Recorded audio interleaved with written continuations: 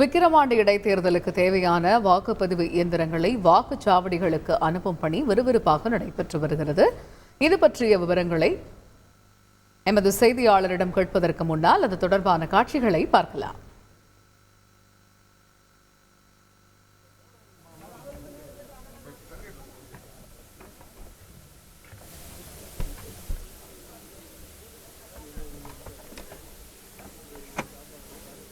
தொடர்ந்து எமது செய்தியாளர் கோபிநாத்திடம் கேட்போம். கோபிநாத், வணக்கம். இப்போ விக்கிரவாண்டி இடைத்தேர்தலை முன்னிட்டு மொத்தம் எத்தனை வாக்குச்சாவடிகள் அமைக்கப்பட்டிருக்கிறது?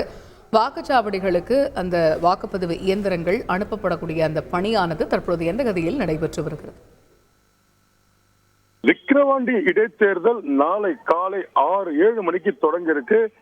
இந்த இடைத்தேர்தலை பொறுத்த வரைக்கும் மொத்தம் 276 வாக்குச்சாவடிகள்ல இந்த வாக்குப்பதிவு நடக்க போது. இந்த தேர்தலை பொறுத்த வரைக்கும் திமுக வேட்பாளர் அன்னியூர் சிவா, பாமக வேட்பாளர் அன்புமணி, அதே போல நாம் தமிழர் கட்சி வேட்பாளர் அபிநயா, மொத்தம் 11 அரசியல் கட்சிகளை சேர்ந்த வேட்பாளர்களும் 18 சுயேட்சை வேட்பாளர்கள், மொத்தம் 29 பேர் இந்த தேர்தல் களத்தில் இருக்காங்க. நாளை வாக்குப்பதிவு செய்ய போறது 2,37,031 வாக்காளர்கள் நாளை வாக்குப்பதிவு பண்ண போறாங்க. நாளை பயன்படுத்த வேண்டிய மொத்த இயந்திரங்கள், அதாவது 552 மின்னணு வாக்குப்பதிவு இயந்திரங்கள், கட்டுப்பாடு கருவிகள் மொத்தம் 276, விவி பேட் யாருக்கு ஓட்டு போட்டோன்னு தெரியல அந்த இயந்திரம் 276, மொத்தம் 1104 இயந்திரங்களான இயந்திரங்கள் தற்போது விக்கிரவாண்டி தாலுகா அலுவலகத்தில் இருந்து புறப்பட தயாரா இருக்குன்னு சொல்லலாம்.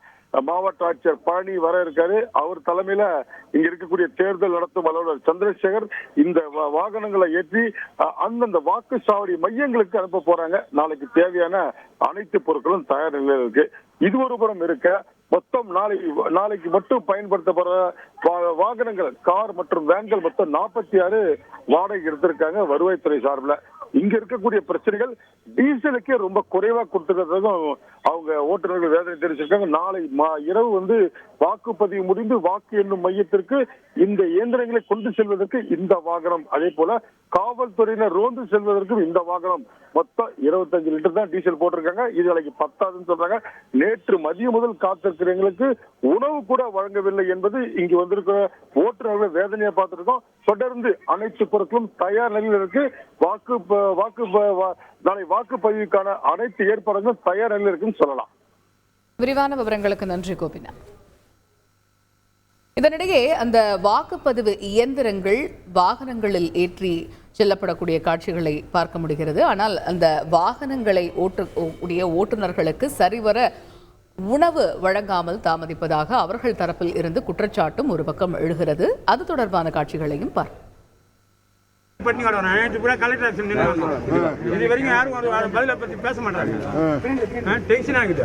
காலையும் பட்டினி, மதியானம் ஆகி போச்சு. எங்க போய் சாப்பிடுறது? கையில காசு இருந்தா உணவும் கொடுக்கல. இவங்கிட்ட கேட்டா யாரும் பதில் சொல்ல மாட்டாங்க. அதை பத்தியா டீசல் மட்டும் கொடுக்குறாங்க காசு. எப்படி நாங்க அப்படியே வண்டி எடுத்து வயல பட்டி கண்டு சாப்பிடுறோம். 25 லிட்டர் குடிக்கிறாங்க 100 கிலோமீட்டர். அது எங்க போடுறோம் சார்? ராம் சொல்ல போனா சரியா போச்சு அந்த டீசல். அது 23 வண்டி, கார்ல சேர்த்தா 46 வண்டி. ஒருத்தன் கூட சாப்பாடு கஷ்டம் இல்லைங்களா? நேத்துல இருந்து அந்த கஷ்டம் நாங்க சாப்பிடுறோம்.